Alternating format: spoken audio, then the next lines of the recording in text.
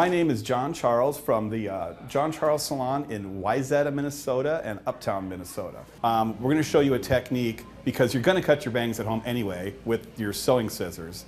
Thank you for that, by the way. And so we're going to show you a technique how to do it a little bit better, and showing you that technique is Cheryl, Artistic Director for John Charles Salons. So you got your bangs cut a couple weeks ago, and now you're at home and they're starting to get a little long and you're frustrated and you know you're going to cut them yourself. I'm going to give you a tip on how to do that. I would suggest that you pick up, you don't need a fancy shear, but something that is actually for hair cutting. But when you're in your own bathroom mirror, now mind you, my bangs, I just did freshly cut them, so I don't really need a cut, but this is more of a tutorial, and I want to do it on myself because I want you to be able to mimic me when you're doing your own.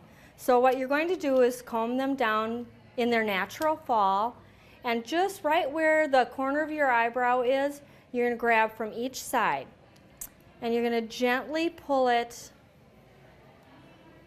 forward. And you don't want to put a lot of tension on. You just want to hold them gently. It's nice to do this on dry hair versus wet hair because you'll have less tension.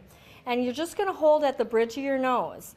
And anything underneath, you're just going to point cut. Mind you, I don't have a lot to do here, but it just kind of gives you an idea. And you can see how this isn't real tight. If you pull them too tight, what's going to end up happening is they're going to be way too short, pop up above your eyebrows. And then you just kind of spread them out. If you have blended sides, you can kind of just gently, just point cut. You don't need to do a lot, just blending it.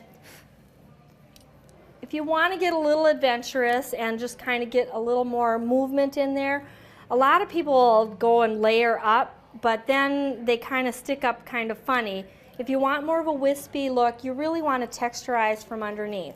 So if you're really adventurous and you're confident in what you're doing, you can just take little itty bitty sections, lift it up, and with the back end of your shears, you just want to do little baby cuts, starting about halfway down the hair shaft, and just with the back end of your shears coming towards the end of your bangs, little baby cuts.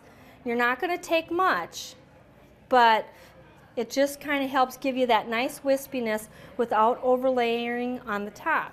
And even if, if it's your first time, just do a little bit. Maybe come out a little bit closer to the ends and do it more just on the ends, just to give you a feel for it before you get really adventurous and get in there.